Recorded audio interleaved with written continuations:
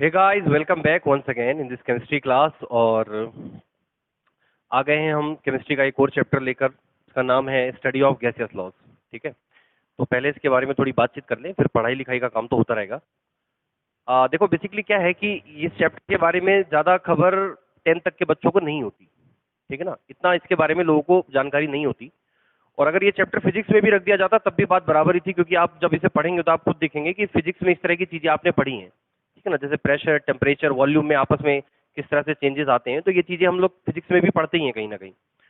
और दूसरी बात यह है कि 10th तक के सीबीएसई और स्टेट बोर्ड दोनों में ये चैप्टर नहीं है, लेकिन शाहू ने क्योंकि इस बार इसको शामिल किया है अपने सिलेबस में, तो कहाँ से किया है? आईसीएसई से किया है। ये आईसीएसई के 9th क्लास में ये चैप्टर है, गैसियस लॉ करके। ठीक है, तो इसी को बस यही बात है कि इसी को हमें पढ़ना है। और क्वेश्चन अमूमन आसान होने वाले हैं, बहुत ज़्यादा टफ क्वेश्चन नहीं होंगे, क्योंकि चैप्टर पहली बार शामिल किया गया है तो उनको भी आइडिया है। और 9th के आईसीएसई में जो सिलेबस है, मान को चलो उससे एक लेवल ऊपर हो सकता है या उसी के जितना होगा, अदरवाइज बहुत ज़्यादा टफ तो नहीं होने वाला है। ठीक है ना, लेकिन हमें पता होना चाहिए कि इसमें क्या क्या चीज़ें हैं और गैसियस गैसेस गैसियस चीज़ें किस तरह से बिहेवियर करती हैं, तो यही सब हमें सीखना है। ठीक है, तो जो पहला लेक्चर है वो पूरा का पूरा बेसिक चीज़ें उसमें कवर करेंगे। उसमें कुछ ऐसी चीज़ें होंगी जो आप लोगों को ऑलरेडी आती होंगी, लेकिन फिर भी उसे कवर करना जरूरी है, क्योंकि उसके बिना आगे जब आप इसके लॉस पढ़ेंगे, बॉयल्स लॉ, चार्ल्स लॉ और गैसेस इक्वेशन, तो वो समझ में नहीं आएगी उतनी। ठीक है ना, तो पहले बेसिक कवर करते हैं, यही हमारा फिलहाल आज का लक्ष्य है। तो अब गैस क्या है ये बात तो तुमको समझ में आती होगी ना। अब ऐसा तो नहीं है कि तुमको गैस ही नहीं पता, फिर भी हम थोड़ा सा बेसिक से मैं ले लेता हूं जल्दी से एक बार। देखो, समझो, we all know that the chemistry is the study of matter. हमको पता है कि केमिस्ट्री जो है वो है मैटर की स्टडी। मैटर ऐसी कोई भी चीज है जिसके अंदर मास और वॉल्यूम है, दैट इज मैटर। ठीक, तो अब मैटर की मेनली तीन स्टेट होती हैं। मैटर की मेनली तीन स्टेट होती हैं हमारी, सॉलिड, लिक्विड और गैस। क्लियर? इसके अलावा भी दो स्टेट हो सकती हैं, बीईसी, बोस आइंस्टाइन कंडेंसेट और प्लाज्मा, लेकिन उनके बारे में इतना ज्यादा पढ़ने को नहीं मिलता। ठीक है ना, उनके बारे में मतलब 12th तक तो इतना ज्यादा नहीं है। और फिलहाल हमारा इस चैप्टर में जो हमारा पूरा फोकस है वो गैस के ऊपर है। ठीक है ना, आप 11th में जाओगे तो वहां पर सॉलिड और लिक्विड को लेकर भी है और गैस को दोबारा फिर से पढ़ना है। ठीक है ना, यहाँ पर जो आप जो चीजें पढ़ने वाले हो 11th 12th में आपकी दोबारा आने वाली है, ये चीजें फिर से आएंगी। ठीक है ना, लेकिन थोड़ा और बड़े फॉर्म में आएंगी और भी चीजें उसके अंदर ऐड हो जाएंगी। तो सॉलिड और लिक्विड का यहाँ पे कोई रोल नहीं है, यहाँ पर हमें पूरा गैस के बारे में पढ़ना है। अब गैस सुनते ही आपके दिमाग में कुछ चीजें तो आती होंगी, जैसे कि कुछ गैसेस के बारे में जानते होंगे, आपको पता होगा कि कौन कौन से एलिमेंट है जो गैसेस फॉर्म में है, पता ही होगा ना। जनरली हमारी जो नोबेल गैसेस हैं सारी की सारी, हीलियम, नियॉन, आर्गन, क्रिप्टॉन, वो सारी नोबेल गैसेस फॉर्म में है। इसके अलावा जो नॉन मेटल्स हैं हमारे, वो गैसेस फॉर्म में है। बाकी जितने भी मेटल्स हैं वो सारे सॉलिड या लिक्विड फॉर्म में होते हैं। मैक्सिमम सॉलिड हैं, एक आध है जो लिक्विड फॉर्म में भी हैं। तो फिलहाल इस चैप्टर में पूरा का पूरा फोकस गैस पे होने वाला है। ये हो गई पहली बात। ठीक, अब गैस के छोटे मोटे, गैस के बारे में कुछ छोटे मोटा इसके बिहेवियर को हमें समझना होगा, तो उसको समझने से हमें चैप्टर में और ज्यादा आसानी होगी चीजों को समझने में। ठीक है ना, तो ये चीजें भी आप लोग 9th या 8th में कहीं ना कहीं किसी ना किसी तरीके से पढ़ चुके हैं, लेकिन फिर भी मैं डिस्कस करूंगा उन सब बातों को।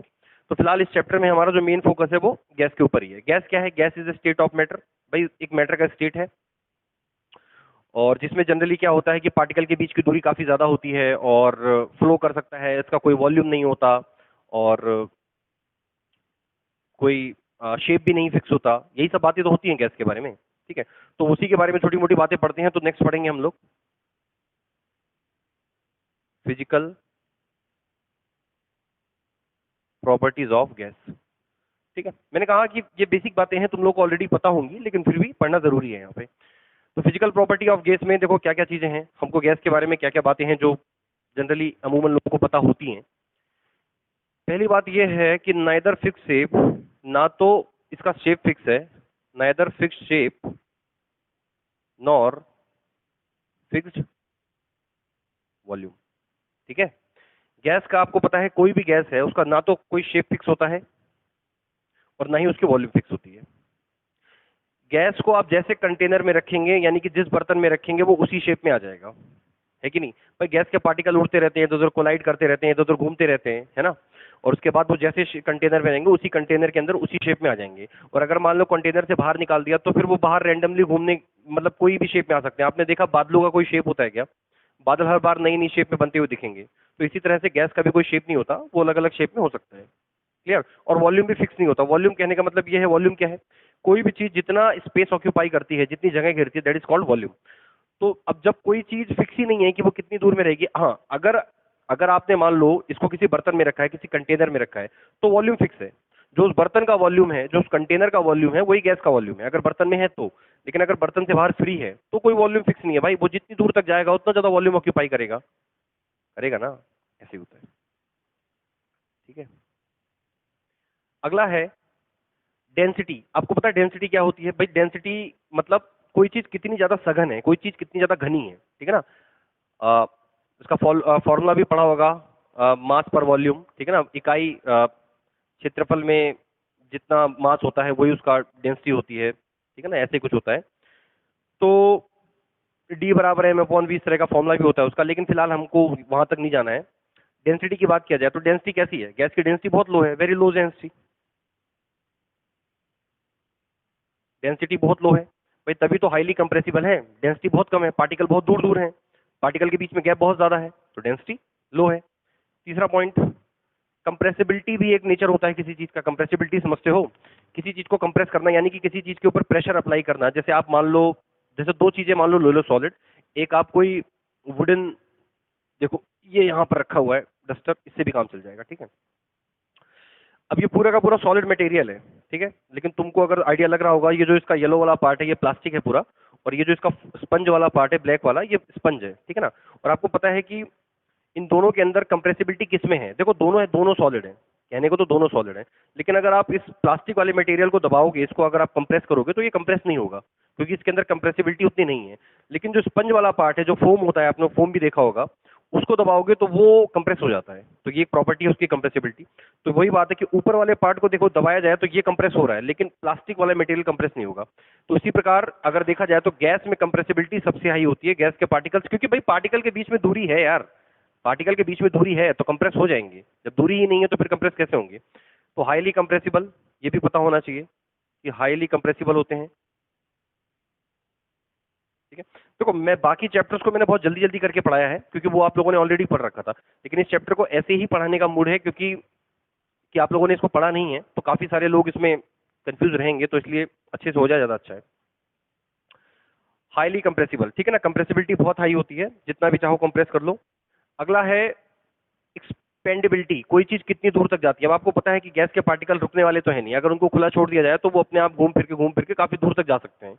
इसका एग्जांपल ऐसे है कि मान लो एक बड़ा सा कमरा है, बड़ा सा हॉल है, आपने किसी भी उसके एक हिस्से में थोड़ा सा परफ्यूम फिश फिश फिश कर दो, थोड़ी देर बाद पूरे जो दूसरा कोना है वहां पर भी इसकी स्मेल आने लग जाएगी। ऐसा होता है ना, ये डिफ्यूजन होता है, इस प्रॉपर्टी को डिफ्यूजन कहते हैं। मतलब यही है कि पार्टिकल्स फ्री हैं, आजाद हैं मूव करने के लिए, मूवमेंट करने के लिए, और घूमते फिरते वहां तक पहुंच ही जाते हैं। तो यही बात है। तो अगली प्रॉपर्टी जो इसमें है एक्सपेंसिबल, तो हाईली एक्सपेंसिबल, एक्सपेंसिबल भी बहुत ज्यादा होते हैं, बहुत दूर तक जा सकते हैं स्पेंड, ठीक है ना। इसके अलावा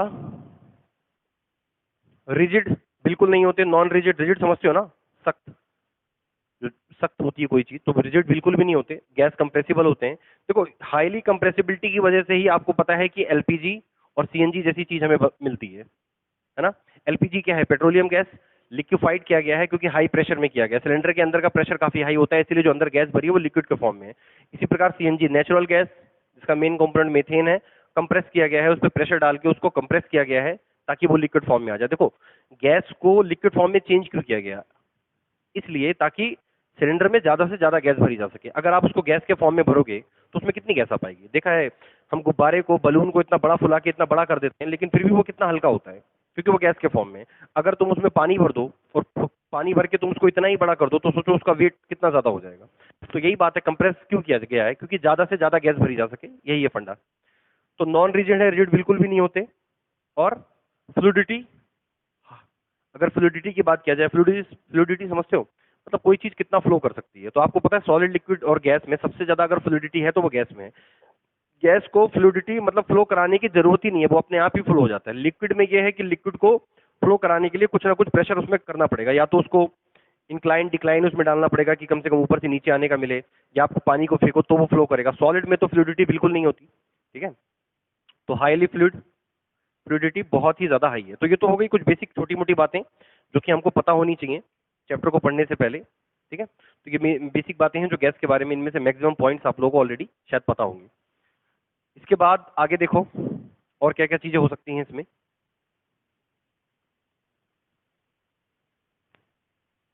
इसके बाद एक बड़ी इंपॉर्टेंट चीज है जो हालांकि 9th सीबीएसई वालों ने अपने चैप्टर नंबर 1 में पढ़ा है, 9th जो जिन्होंने सीबीएसई से पढ़ाई की है तो उनको 9th में ये पढ़ने को मिलता है, ठीक है। That is kinetic molecular theory.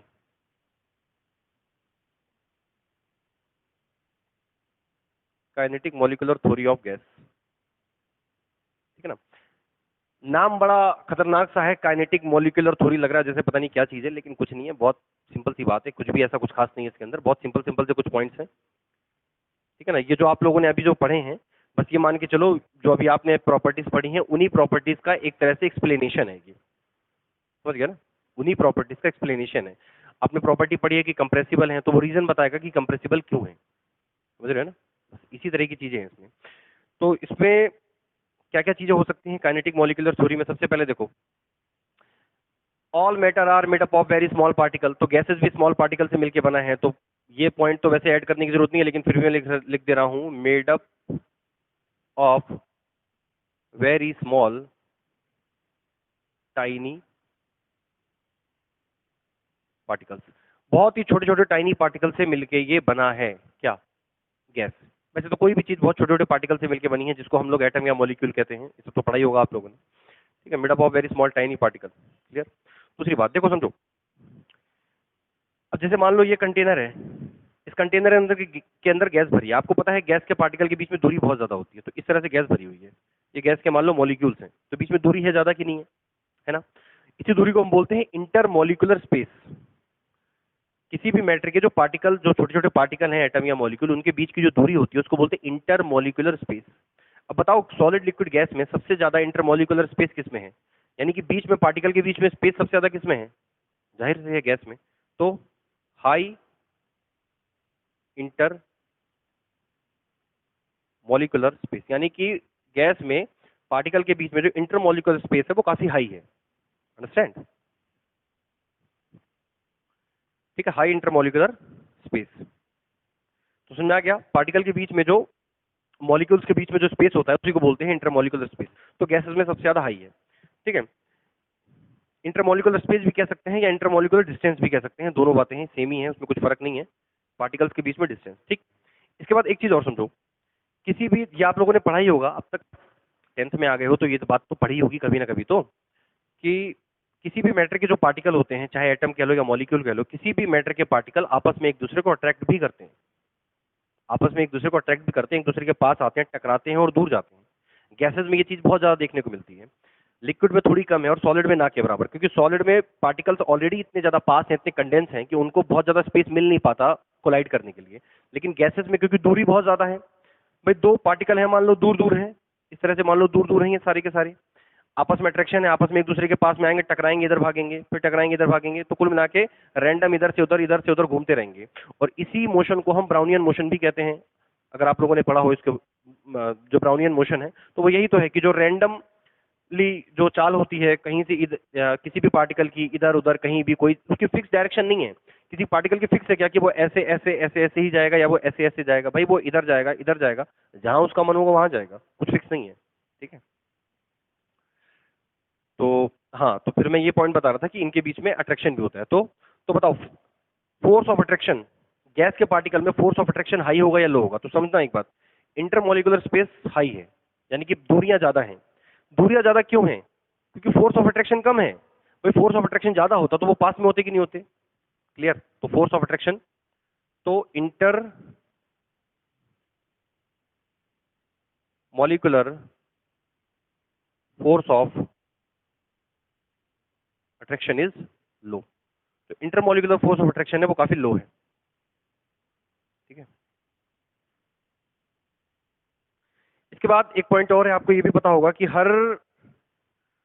Her matter के पार्टिकल्स की, जो पार्टिकल्स होते हैं उनकी अपनी एक काइनेटिक एनर्जी भी होती है। काइनेटिक एनर्जी आप लोगों ने फिजिक्स में पढ़ा होगा कि मतलब किसी भी ऑब्जेक्ट की या किसी भी चीज की मोशन की वजह से जो एनर्जी है that is called kinetic energy. जो उसमें मूवमेंट है, जो उसमें गति है, उसकी वजह से जो एनर्जी है that is called kinetic energy. ऐसे ही होता है ना।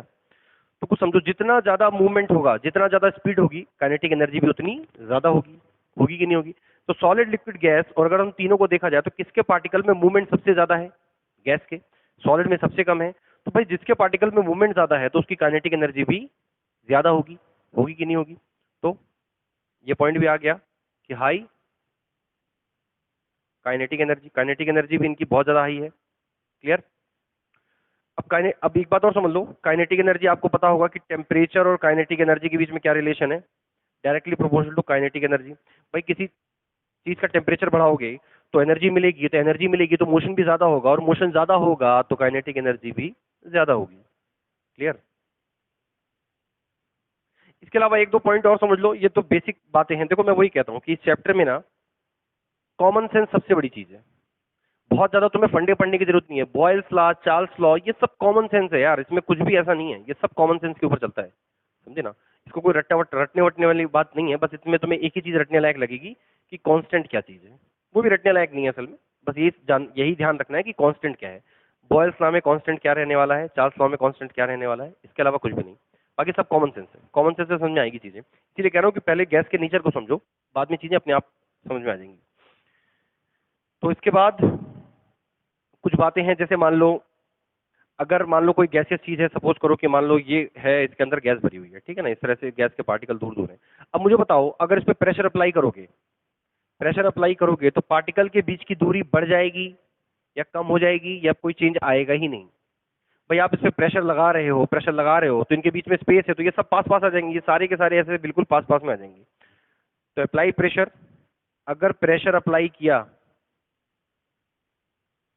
ठीक है ना, प्रेशर अप्लाई किया यानी कि प्रेशर बढ़ाया, तो particles will come closer, particle pass में आ जाएंगे। और कुछ समझो, पहले जो पार्टिकल इतनी जगह में फैले हुए थे, जो पहले इतनी इतनी दूरी में फैले हुए थे, जब ये पास में आ जाएंगे तो अब इनका वॉल्यूम कम हो जाएगा। तो जाहिर सी बात है वॉल्यूम कम हो जाएगा, यहाँ पर वॉल्यूम कम हो जाएगा। कॉमन सेंस है। प्रेशर अप्लाई करोगे, प्रेशर लगाया, पार्टिकल पास में आ गए तो वॉल्यूम कम हो गया, बात खत्म। अब अगला टेम्परेचर को भी समझ लो। इंक्रीज टेम्परेचर, अगर आपने मान लो पहले कोई गैस है, सपोज करो किसी वेजल में या किसी भी बर्तन में मान लो गैस रखी हुई है, ठीक है ना, कहीं पे भी। अब अगर उसका टेम्परेचर बढ़ा दिया जाए, मान लो हीट वीट कर दिया गया है, तो उसमें जो पार्टिकल है उनको भी एनर्जी मिलेगी, वो भी गर्म हो जाएंगे, उनकी भी एनर्जी बढ़ेगी।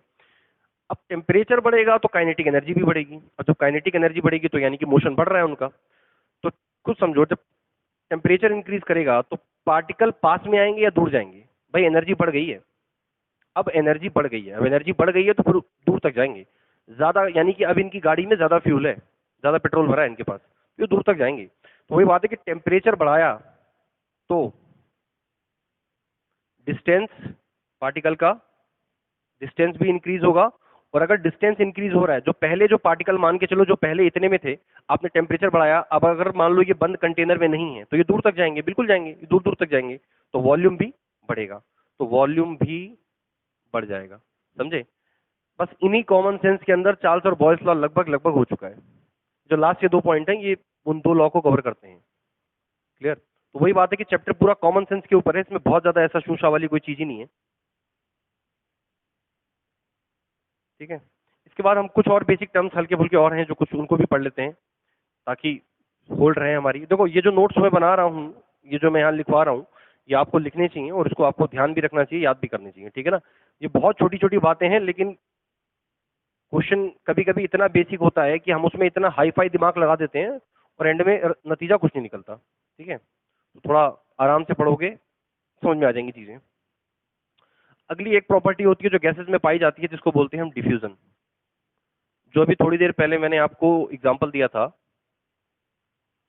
कि बड़ा सा हॉल है, एक साइड फिश फिश मतलब परफ्यूम वगैरह कुछ हो, छिड़क दो, और थोड़ी देर बाद पूरे कमरे में महक फैल जाएगी। तो ये डिफ्यूजन ही होता है। क्या होता है? गैस के पार्टिकल दूर दूर होते हैं, फ्री होते हैं मूवमेंट करने के लिए, तो वो एक दूसरे में मिल जाते हैं।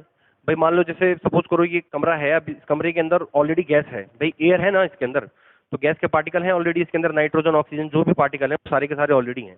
अब आपने परफ्यूम इसके अंदर छिड़क दिया, तो परफ्यूम के अलग पार्टिकल हैं, वो भी गैस के फॉर्म में बाहर आया है, तो ये दोनों पार्टिकल आपस में क्या करेंगे? ऐसा थोड़ी कि दोनों अलग अलग रहेंगे, भाई आपस में घुल मिल जाएंगे, मस्त पूरे कमरे में महक हो जाएगी, है कि नहीं है? तो डिफ्यूजन क्या है? डिफ्यूजन मतलब इंटर मिक्सिंग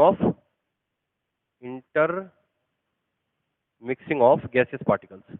गैसियस पार्टिकल की जो इंटरमिक्सिंग होती है, यानी कि किसी एक मैटर के जो पार्टिकल हैं, किसी एक गैस के पार्टिकल किसी दूसरे गैस के पार्टिकल के साथ आपस में घुल मिल जाना, इंटरमिक्स कर लेना, दैट इज कॉल्ड डिफ्यूजन। ठीक है, तो इसमें डिफ्यूजन के बारे में आगे और भी है, ग्राहम का एक लॉ है डिफ्यूजन के ऊपर, लेकिन वो सिलेबस में नहीं है, वो सिलेबस के बाहर है, तो उसको यहाँ नहीं पढ़ना है और उस पर क्वेश्चन भी पूछे जाने की कोई संभावना नहीं दिखती। ठीक है, इसके बाद और इसमें कुछ बेसिक बातें हैं, जैसे कि कुछ फंडामेंटल चीजें हैं, जैसे कि एब्सोल्यूट टेम्परेचर। एब्सोल्यूट टेम्परेचर, देखो टेम्परेचर क्या है तुम समझते हो ना, किसी भी चीज की जो डिग्री ऑफ हॉटनेस है, यानी कि कोई भी चीज कितनी गर्म है या कितनी ठंडी है, इस बात का पता लगाते हैं हम उसकी टेम्परेचर से। क्लियर? अब एब्सोल्यूट टेम्परेचर क्या है, देखो आपने पढ़ा होगा कि टेम्परेचर को मेजर करने के मेनली 3 स्केल हैं हमारे पास, एक है केल्विन, एक है डिग्री सेल्सियस और एक है डिग्री फ़ारेनहाइट। मेनली ये 3 स्केल हैं। ठीक है, लेकिन जिसमें सबसे मेन स्केल है वो है केल्विन। मेन मतलब एसआई यूनिट है, क्योंकि तो एब्सोल्यूट टेम्परेचर मतलब measuring temperature in kelvin. Temperature को केल्विन में मेजर करना ही उसी को बोलते हैं एब्सोल्यूट टेम्परेचर। क्लियर? और एक बात समझ लो, गैसियस लॉ में ध्यान से सुन लो, गैसियस लॉ में या तो वो केल्विन में ही देगा क्वेश्चन में, यहाँ न्यूमेरिकल काफी कर दें, यहाँ न्यूमेरिकल वाला ही चैप्टर है ये, या तो वो आपको केल्विन में देगा, अगर नहीं देगा तो आपको केल्विन में बदलना है। बात समझ आ गई? तो we need to change every time temperature into kelvin, हमको टेम्परेचर को हमेशा केल्विन में ही बदलना पड़ेगा। इनके क्वेश्चंस को सॉल्व करते समय आपको टेम्परेचर हमेशा केल्विन में चेंज करना पड़ेगा। बाकी प्रेशर वगैरह जिसमें है उसको उसमें रहने दिया जा सकता है एक बार को, लेकिन यूनिट सारी सेम होनी चाहिए। ये नहीं कि एक प्रेशर पास्कल में है और एक बार में है, तो भाई दोनों का आपस में चेंज तो ठीक है ना, दोनों को एक ही फॉर्म में बनाना पड़ेगा, लेकिन टेम्परेचर हमेशा केल्विन में होना चाहिए। क्लियर? और फ़ारेनहाइट में कभी नहीं मिलेगा, जहां तक मिलेगा केल्विन। और ये आपको चेंज करना आता होगा भाई, केल्विन से डिग्री सेल्सियस चेंज करना सभी को आता है। ठीक है, तो देखो क्या है, तो इसका जो कन्वर्जन इसका कैसे होगा, अगर बात की जाए इसके कन्वर्जन की, तो आपको पता होगा कि 0 डिग्री सेल्सियस में होते हैं 273 केल्विन। ठीक है ना, 0 डिग्री सेल्सियस में 273 केल्विन होते हैं। तो अगर हमें इसे कन्वर्जन हमें करना हो तो इसका हो जाएगा डिग्री सेल्सियस बराबर के माइनस 273, और इसी को हम बोल सकते हैं के बराबर डिग्री सेल्सियस प्लस 273। ठीक है, मान लो जैसे 5 डिग्री सेल्सियस दिया हुआ है, 5 डिग्री सेल्सियस मान लो क्वेश्चन में दिया है, हमें केल्विन में चेंज करना है, तो 5 डिग्री दिया है, केल्विन में चेंज करने क्या करना है, बस 5 प्लस 273 जोड़ दो, कितना आ जाएगा 278 केल्विन। तो ये भी एक बेसिक बात है जो आप लोगों ने पढ़ी होगी, फिजिक्स में ही पढ़ते हैं हम इसको, तो ये भी आना चाहिए, तो इसको कन्वर्जन आना चाहिए। तो ये है हमारा एब्सोल्यूट टेम्परेचर। क्लियर? ये हो गया एब्सोल्यूट टेम्परेचर, यानी कि टेम्परेचर को केल्विन में मेजर करना ही एब्सोल्यूट टेम्परेचर, और कोई ऐसी कोई खास चीज नहीं है ये।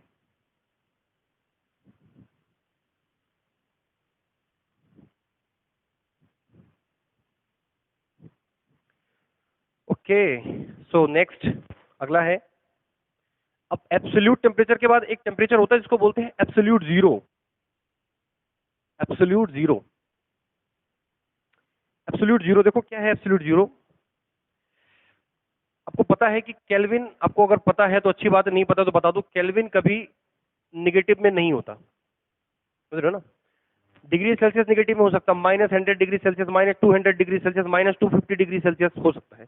फ़ारेनहाइट भी हो सकता है, -100 फ़ारेनहाइट, -200 फ़ारेनहाइट हो सकता है, लेकिन केल्विन कभी माइनस में नहीं होता। ठीक है ना, तो केल्विन अगर सबसे छोटा केल्विन होगा तो वो होगा 0 केल्विन, और 0 केल्विन मतलब -273 डिग्री सेल्सियस। भाई ये सही है कि नहीं है बताओ?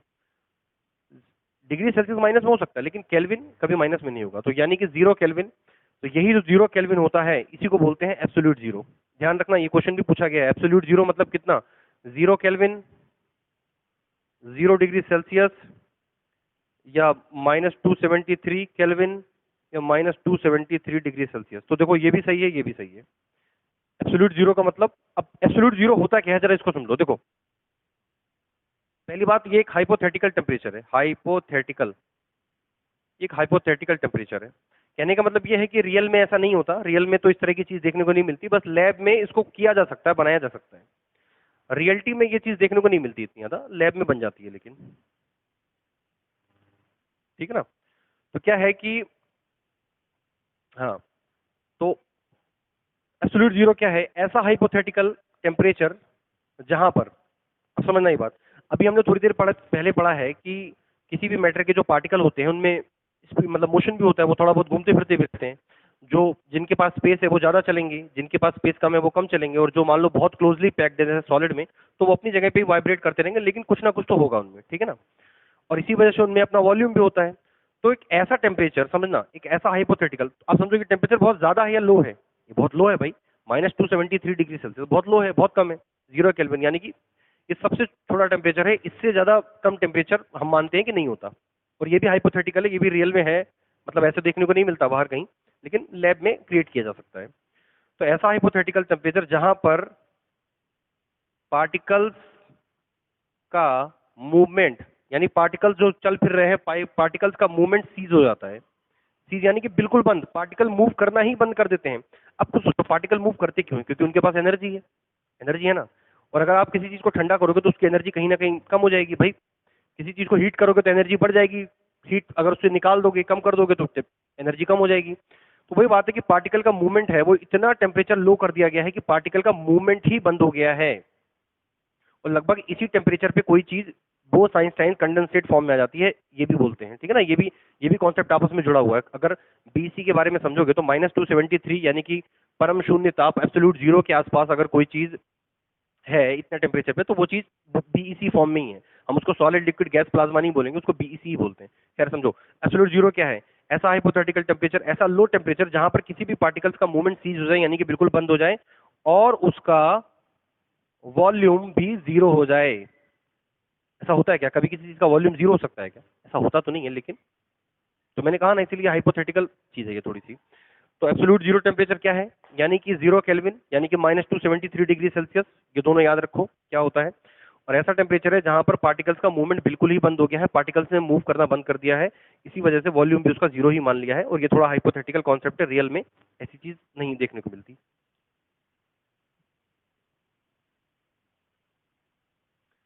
ठीक है ना। देखो, हाइपोथेटिकल का मतलब ये है कि हमें जनरल बाहरी दुनिया में ऐसा देखने को नहीं मिलता, लेकिन अगर लैब में क्रिएट किया गया है तो मतलब होता तो है। अगर लैब में किसी चीज को बना के देखा गया है और इस तरह का टेम्परेचर बनाया गया है, मतलब होता तो है, ठीक है ना। क्योंकि कुछ लोगों को लगता है जब होता ही नहीं है तो हम पढ़ क्यों रहे हैं, ज्यादातर बच्चे इसी से परेशान हैं। अरे भैया, इसलिए पढ़ रहे हैं क्योंकि बाहरी दुनिया में नहीं होता, जो हमें नहीं दिखता, क्या वो चीज अस्तित्व में नहीं है? भाई बहुत सारी चीजें हैं, जैसे हवा में नहीं दिखती लेकिन वो अस्तित्व में है। ऐसी भी बहुत चीजें हैं जो हमें नहीं दिखती, हमें जिनको महसूस भी नहीं कर पाते, बट दे एग्जिस्ट, ठीक है। ठीक है, तो इसके साथ यहीं पे इसको समाप्त करते हैं, इस लेक्चर को। और आगे फिर हमें बॉयल्स लॉ, चार्ल्स लॉ और गैसिफिकेशन ये पढ़नी है। ये चैप्टर लगभग 4 से 5 लेक्चर में जाएगा, 5 लेक्चर में। अब क्योंकि ये चीज़ आप पहली बार पढ़ रहे हो तो इसलिए मैं बहुत स्लो पढ़ा रहा हूँ, ठीक है ना। बाकी को हमने 4 से 5 लेक्चर में पूरे चैप्टर को फिनिश किया था। और यहाँ पर जो मेन मेन चीज़ें हैं जो आने लायक हैं, जो ज़रूरी हैं, उतनी चीज़ें हम लोग 5 लेक्चर में खत्म कर लेंगे, ठीक है। इसी के साथ लेक्चर समाप्त होता है, मिलते हैं अगले लेक्चर में, आगे की बात करेंगे। बाय।